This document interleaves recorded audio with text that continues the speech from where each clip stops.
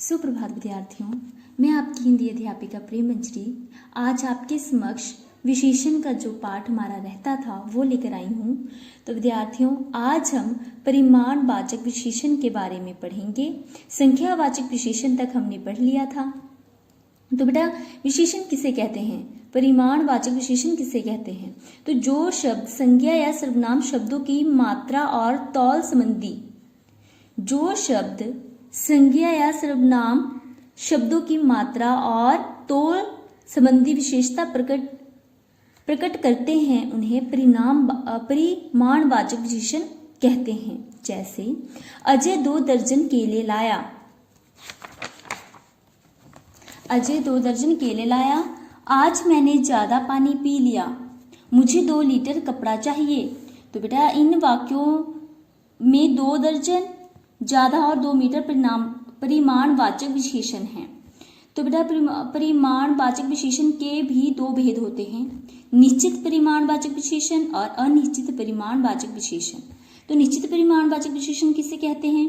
जो विशेषण शब्द किसी वस्तु की निश्चित मात्रा अथवा माप तौल संबंधी विशेषता प्रकट करते हैं, उन्हें निश्चित परिमाणवाचक विशेषण कहते हैं। जैसे 4 किलो सेब लेते आना, 1 दर्जन कापियां ले लो, मेरी कमीज के लिए 2 मीटर कपड़ा चाहिए। पता चल गया बेटा, जो विशेषण शब्द किसी वस्तु की निश्चित मात्रा अथवा माप तौल संबंधी विशेषता प्रकट करते हैं, उन्हें निश्चित परिमाणवाचक विशेषण कहा जाता है।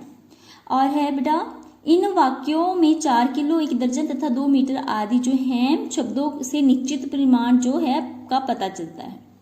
अनिश्चित परिमाणवाचक विशेषण किसे कहते हैं? जो विशेषण शब्द किसी वस्तु की अनिश्चित मात्रा अथवा माप तौल संबंधी विशेषता प्रकट करते हैं, उन्हें अनिश्चित परिमाणवाचक विशेषण कहते हैं। जैसे कुछ सामान बस के ऊपर रख दो, थोड़ी सी मिठाई फ्रिज में रखी है, चाय में कम चीनी डालो।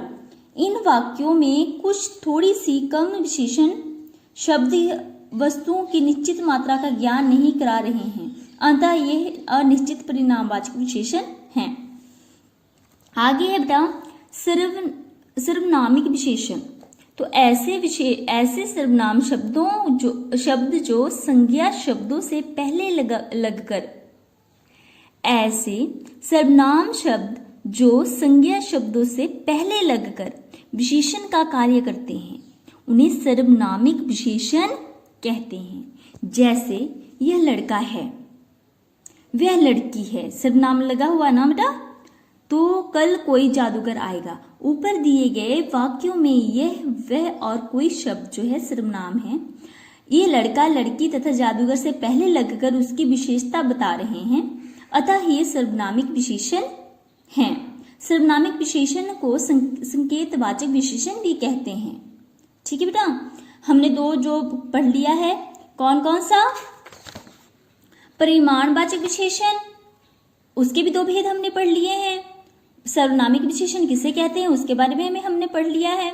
अब आगे है गुणवाचक विशेषण की अवस्थाएं। तो विशेषण विशेषता प्रकट करता है, विशेषण जो है विशेषता प्रकट करता है। कुछ वस्तुओं तथा व्यक्तियों में गुण दोषों की मात्रा भिन्न भिन्न होती है, अलग अलग होती है बेटा। तुलना करने के लिए गुणवाचक की 3 अवस्थाएं होती हैं, मूलावस्था, उत्तरावस्था, उत्तमावस्था। तो मूलावस्था किसे बोलते हैं? विशेषण की सामान्य स्थिति या अवस्था मूलावस्था कहलाती है। इसमें किसी के साथ तुलना नहीं होती है।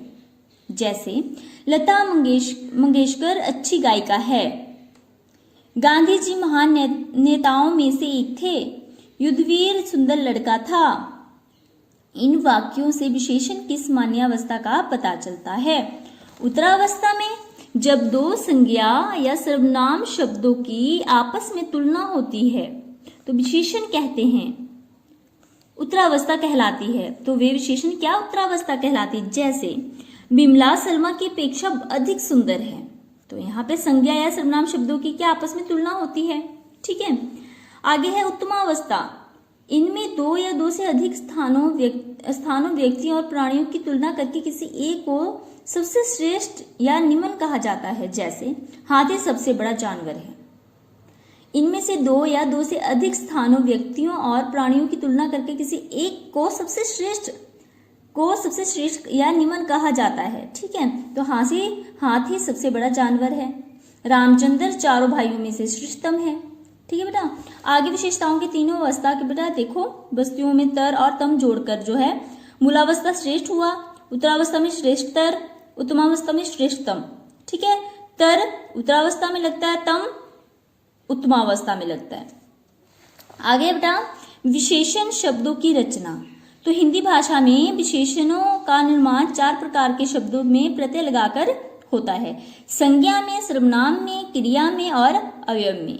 संज्ञा शब्दों से विशेषण बनाने के सामान्य नियम हैं। ई लगाकर, जैसे धन धनी, ई लगाकर भारत भारतीय। ठीक है, इक लगाकर, ठीक है, तो इत लगाकर, ये बेटा आप देख लेना।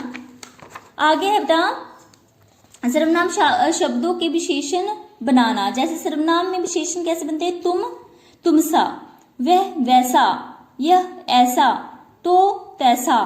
ठीक है, आदि जो बनते हैं सर्वनाम से विशेषण। आगे है क्रिया शब्दों से विशेषण बनाना। खाना, खाओ, डरना, डरपोक, उड़ना, उड़ाओ। ठीक है, इत्यादि। अवयव के विशेषण बनाना। ऊपर, ऊपरी, पीछे, पिछला। तो बेटा आपने इसे अच्छे तरीके से देख लेना है, पढ़ लेना है। विशेषण के कितने प्रकार होते हैं, कितने भेद होते हैं?